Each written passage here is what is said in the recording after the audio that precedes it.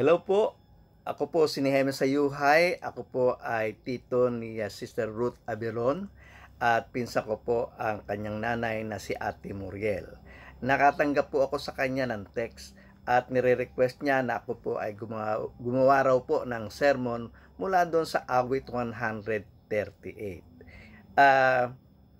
Sabi ko sa kanya ay may schedule ako sa Taguig, no? At hindi ko magagampanan. Pero sabi niya, itong sermon na ito ay gagawin ngayong araw na ito sapagkat sila po yung naka-assign para sa midweek service. Ang siniling ko sa kanya ay basahin ko muna yung 138 at alamin ko kung ano yung sinasaad ng awit ni David dito po sa awit 138. Ang aklat ng mga awit po ay awit na isinulat ni David at yung iba ay compilation ng mga awit na ginawa ng ibang mga tao ng Diyos. At itong awit na ito, awit 138, ay mismong personal na sulat, isinulat ni David, at ito ay awit ng pasasalamat sa Diyos sapagkat tinutupad ng Diyos yung kanyang mga salita at ginagawa niya ang kanyang magagawa upang matapos yung kanyang mga gawa. At dito ay pinasasalamatan siya ni Haring David. At sa aking pagbabasa ay naispatan ko sa aking pagbabasa yun do sa concluding part na ng kanyang sulat. Itong sulat, ito pong awit na ito ay hanggang sa 8 talata po, o stanza.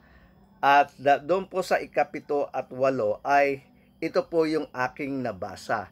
At makikita po natin dito, bagamat ito'y isinulat ni David at inawit ni David doon sa kanyang kapanahonan noong around 1000 AD, ito ay pinatutungkol niya ang awit na ito ng katuparan ng mga pangako ng Diyos tungkol sa ating Panginoong Hesukristo. At ganito po ang ating mababasa. Bagamat ako'y lumalakad sa gitna ng kabagabagan, iyong buhayin ako. Iyong iuunat ang iyong mga kamay laban sa puot ng aking mga kaaway. At ililigtas ako ng iyong kanan. So ito yung nakita ko. Ililigtas ako ng iyong kanan.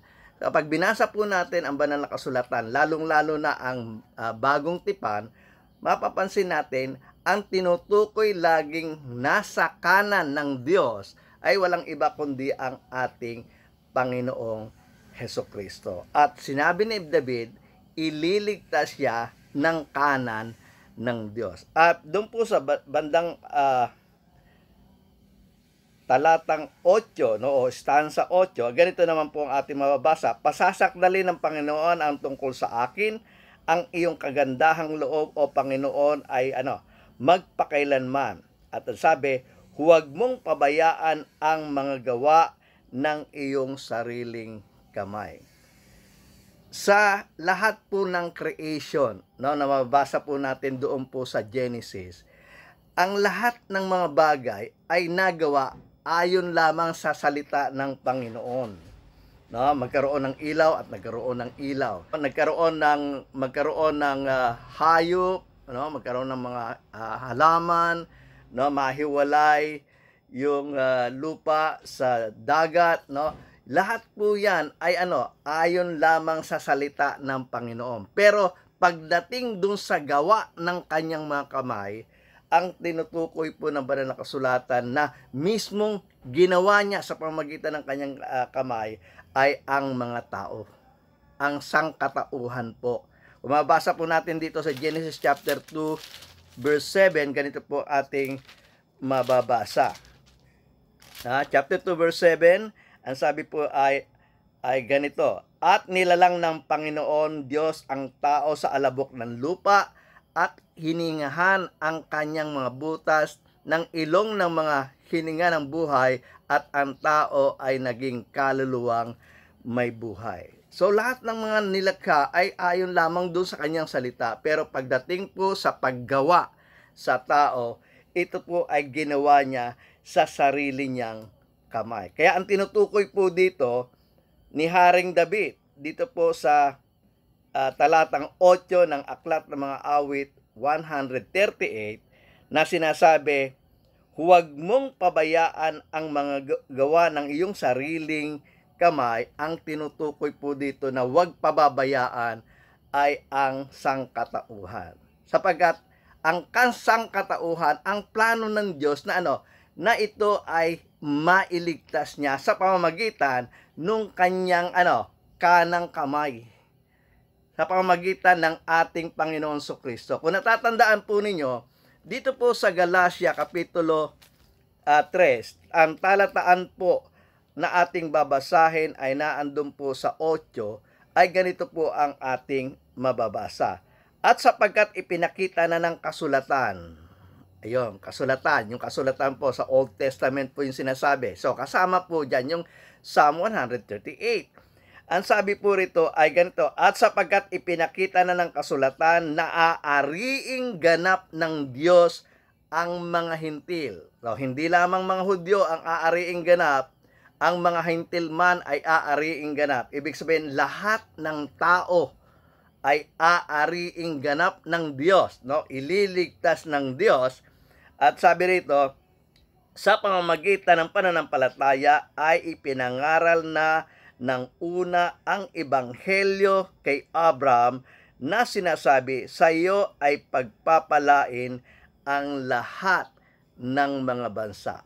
Lahat ng mga bansa, lahat ng mga tao. Ang ibig sabihin, lahat ng mga taong gawa ng kanyang mga kamay ay may pag-asa sa pagliligtas o sa biyaya ng Panginoon. At yan ay gaganapin ng kanyang kanang kamay na si Hesukristo. At ganito po ang ating mababasa sa banal na kasulatan, dito rin po sa Galatians chapter 3, babasahin ko po yung 8 at babasahin ko po yung 16. Muli kong babasahin lamang po yung 8 na binasa natin kanina.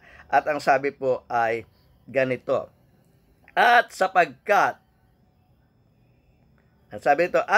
ipinakita ng kasulatan na aaring ganap ng Diyos ang mga tao sa pamamagitan ng pananampalataya, ay ipinangaral na ng una ang ebanghelyo kay Abraham na sinasabi, sa iyo ay pagpapalain ang lahat ng mga bansa. At sabi doon sa 16, ngayon kay Abraham nga sinabi ang mga pangako at sa kanyang binhi, hindi sinabi ng Diyos at sa mga binhi na gaya ng marami, kundi gaya ng iisa lamang at sa iyong binhi na si Hesukristo.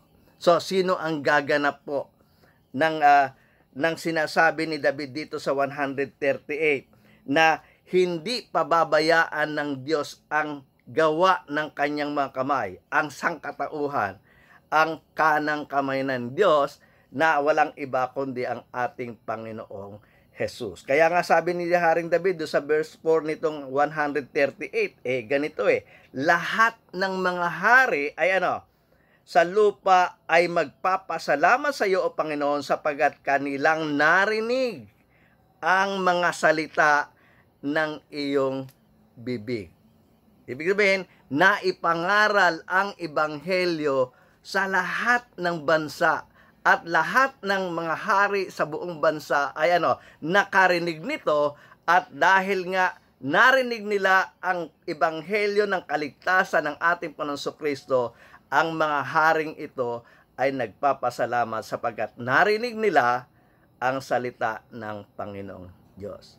So, itong awit 138, bagamat ito ay personal na awit ni David sa Diyos, pagpapasalamat ng mga bagay na ginawa ng Diyos sa kanya, ito rin ay tumutukoy doon sa future na gagawin ng ating Panginoong Kristo bilang pagtugon sa utos ng kanyang Ama na iligtas at huwag pababayaan ang kanyang mga nilikha.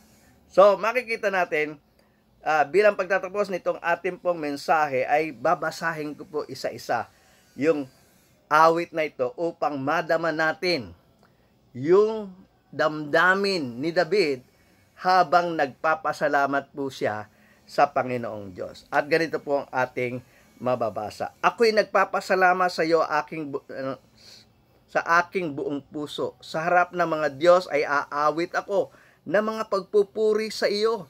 Ako'y sasamba sa dako ng iyong banal na templo at magpapasalamat sa iyong pangalan dahil sa iyong kagandahang loob at dahil sa iyong katotohanan. Sapagat iyong pinadakila ang iyong salita sa iyong buong pangalan. Nang araw na ako'y tumawag sa iyo, ay sinagot mo ako. Iyong pinatapang ako ng kalakasan ng aking kaluluwa. Lahat ng mga hari sa lupa ay nagpapasalamat sa iyo, O Panginoon, sapagkat kanilang narinig ang mga salita ng iyong mga bibig.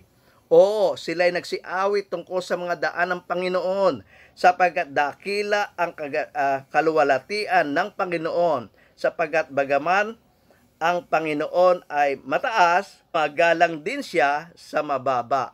Ngunit ang hambog ay nakikilala niyang mula sa malayo. Bagamat ako'y lumalakas sa gitna ng mga kabagabagaban, ay bubuhayin ako.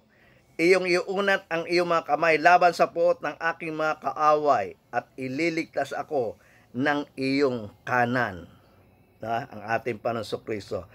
Pasasakdali ng Panginoon ang tungkol sa akin. Ang iyong kagandahang loob, O Panginoon, ay magpakailanman. Huwag mong pababayaan ang mga gawa ng iyong sariling kamay.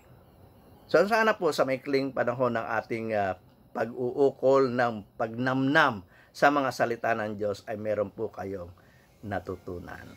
Na ang Diyos ay tapat sa kanyang mga pangako, ang Diyos ay tapat sa kanyang mga salita, at kung ano ang kanyang ipinangako ay tutuparin niya sa pamamagitan ng kanyang bugtong na anak na si Jesucristo, na hindi niya pababayaan ang lahat ng tao sa buong sanlibutan. Muli, maraming salamat po sa inyong pakikinig.